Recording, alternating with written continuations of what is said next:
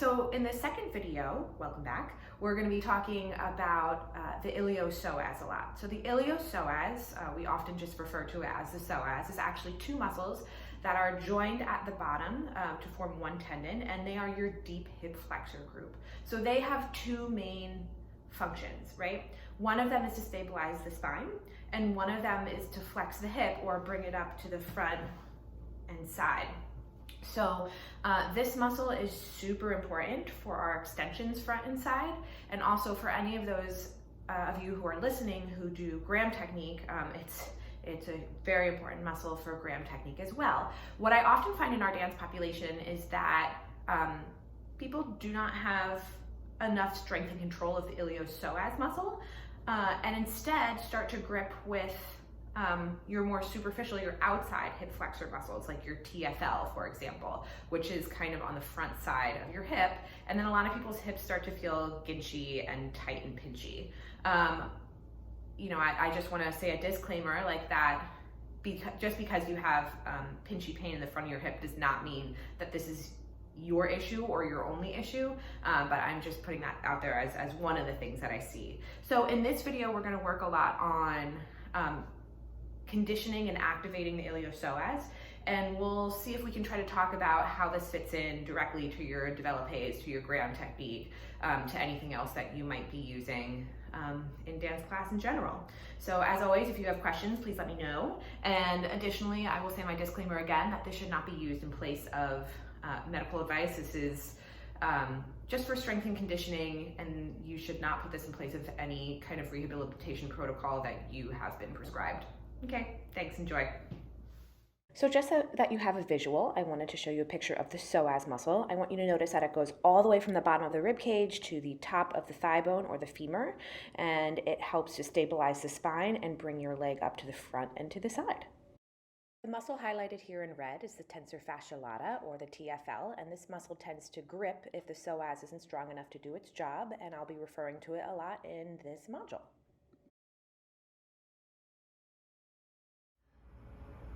Excellent. All right, so the first exercise we're going to be doing is just getting the psoas muscle to activate. So as we talked about before, the psoas starts right under the sternum and it goes all the way down to the inner thigh. So throughout this exercise, I want you to feel like this is energetically connecting. And then I want you to make sure that your TFL, which is right on the side here, is not taking over and popping into your hand. So you'll see what I mean a little bit more as I go through this. So Sarah's going to bring her right knee up towards her chest. Great.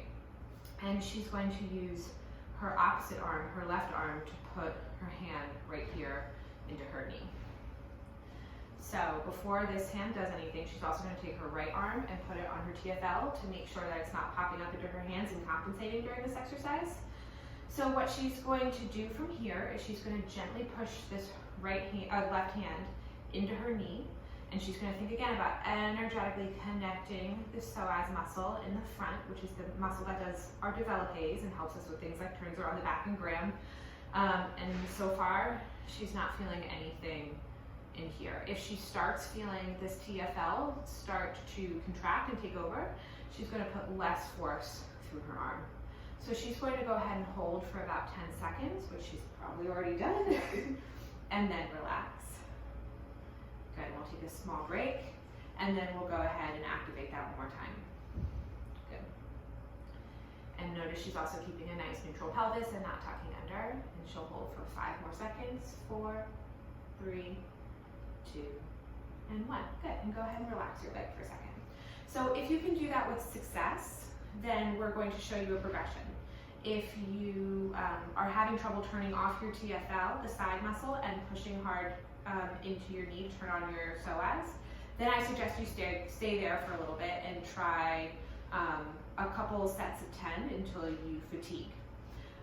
Okay, but if you're successful, we're going to go on to this variation. So she's going to bring her knee up, she's going to push her hand into her knee, and now what she's going to do is she's going to développé as much as she possibly can before this TFL on the side kicks in.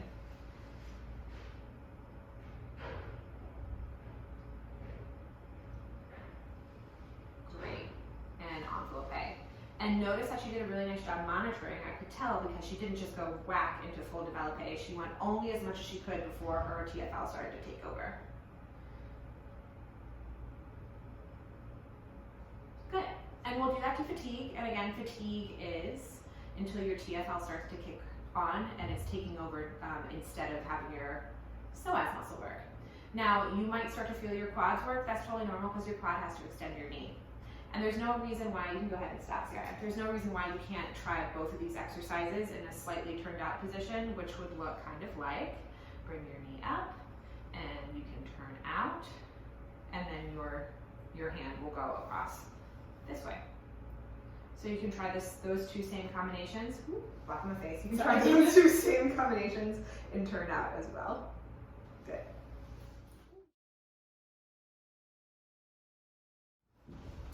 Okay, the second exercise that we're going to do are marches. So Sarah's starting in a neutral pelvis, which actually we're going to untuck you a little bit more. Thank you. She's going to put her hands on her TFL again. And she's also going to make sure her hips don't move from side to side during this exercise. So she's going to start by bringing her right knee up towards her chest. Good. And she's going to come on down. And then she's going to bring her left leg up. And come on down. Good. If that's easy for her, then we're going to progress. But if you're having trouble stabilizing your pelvis or using too much of your TFL, then you're going to stay there. So the next progression would be she's going to bring her right knee up towards her chest and leave it there, and then she's going to bring her left knee up towards her chest. Great. So she's going to now keep her hands on her TFL to make sure that they're gushy, and she's going to bring her right knee down towards the ground as much as she can before she feels the TFL turn on. And come on back up. So notice she didn't go all the way down because she's monitoring to make sure things are okay in there. Good. So she'll keep going with that. If that is too easy for her, still, we'll progress that. So come on up, and she's going to développé her right leg, and then she'll bring it down as much as she can bring the leg down towards the ground as much as she can before the TFL comes on, or her back moves, and then she'll come on back up. And then she'll envelope, and then she'll switch, and then she'll lower as much as she can before her TFL turns on, or her hips move, or her back moves, and come on up. And down. So she'll do one more on each side, and one more thing I want you to think about is as you are bringing your leg back up, you're thinking about the energetic connection between your psoas. So you're making sure that that's doing the primary movement as opposed to gripping in the front of your hips. Again, fatigue will be reached if you can't do any more with good form, and relax there. Or if the front of your hips start to take over. Now again, like the last exercise, there's no reason why you can't also do that in turnout. So you could, for example, come on up. Good. She can développé her right leg, and she can turn it out in the socket. Good. And then lower it down. And then bring it back up. And come on down. So that's one option. Good. And then she'll show you another in a second.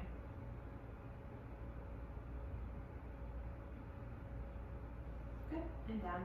And let's actually have you straighten this leg, and straighten this leg. And she's going to bring her right knee up towards her chest. Good, and then what she's going to do is she's going to turn out and let her leg fall to the side as much as she can without moving her hips. Great, and then bring it back in. And then down. And we'll show one more turnout variation on the other side. Go ahead.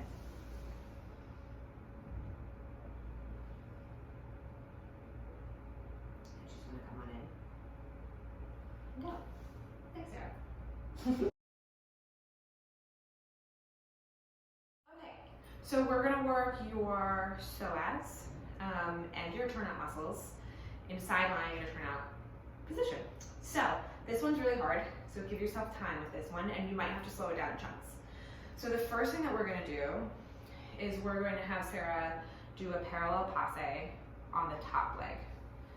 So when she's doing that, she's being really careful to fold in the front of her hip. Good.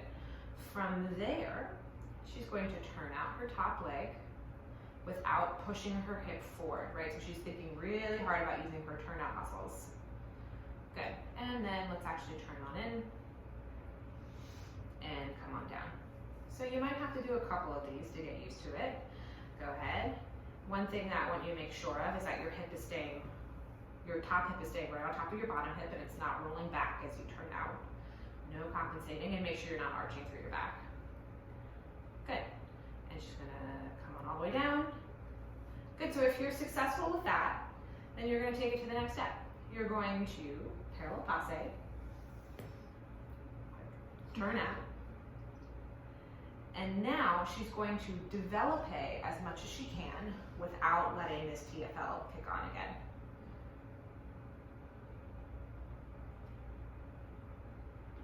Great. And again, she's doing a really nice job of monitoring that because she didn't développé all the way. Good. And down. And we'll show you one more.